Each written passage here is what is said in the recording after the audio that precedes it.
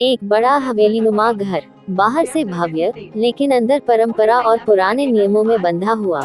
किरदार आहाना घर की छोटी बहू, पढ़ाई लिखाई में तेज, परंपरा से अलग सोच वाली। बड़ी माँ सावित्री देवी, घर की मुखिया, सख्त पुरानी सोच की औरत। राजवीर आहाना का पति, दोनों के बीच फंसा हुआ। परिवार के बाकी सदस्य तमाशबीन, कभी इधर तो कभी उधर। सुबह का समय, आंगन में बड़ी माँ पूजा की थाली लेकर बैठी है। पूरा परिवार उनके सामने सिर झुकाए खड़ा है।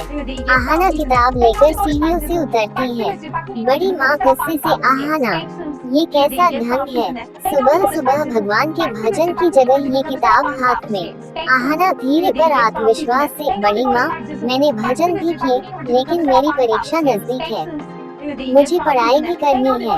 पूरा घर सन, औरतें आपस में कानाफूसी करने लगती हैं। सीन 2, बड़ी माँ तेज आवाज में, पढ़ाई, बहू होकर अब किताबों में सिर घुसाएगी। घर की बहुएं घर संभालती हैं, पढ़ाई नहीं। आहाना दृढ़ आवाज में, घर में भी संभाल सकती हूँ बड़ी माँ, लेकिन पढ़ाई मेरे सपनों से जुड़ी है। अगर मैं पढ़ूंगी नहीं तो अपनी पहचान कैसे बना पाऊंगी।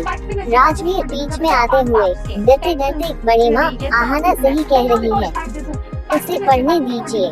बड़ी माँ गुस्से में थाली पटक देती है। सीन 3, बड़ी माँ, राजवीर, तुम भी इसके साथ खड़े हो।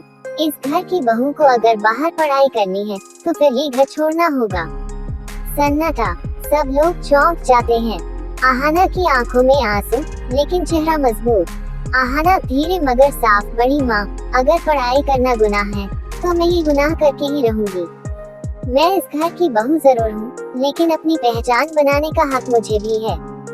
सीन 4, क्लाइमैक्स, पूरा घर आहाना और बड़ी माँ के बीच बन जाता है। कुछ लोग बड़ी माँ के साथ, कुछ आहाना के साथ। बड़ी माँ, ठीक है, आज से इस घर में तेरी किताबों की जगह नहीं। आहाना गर्व से किताब छाती से लगाकर, लेकिन मेरे दिल और दिमाग में हमेशा पढ़ाई की जगह रहेगी, चाहे मुझे इसके लिए कितनी भी मुश्किलों का सामना क्यों न करना पड़े।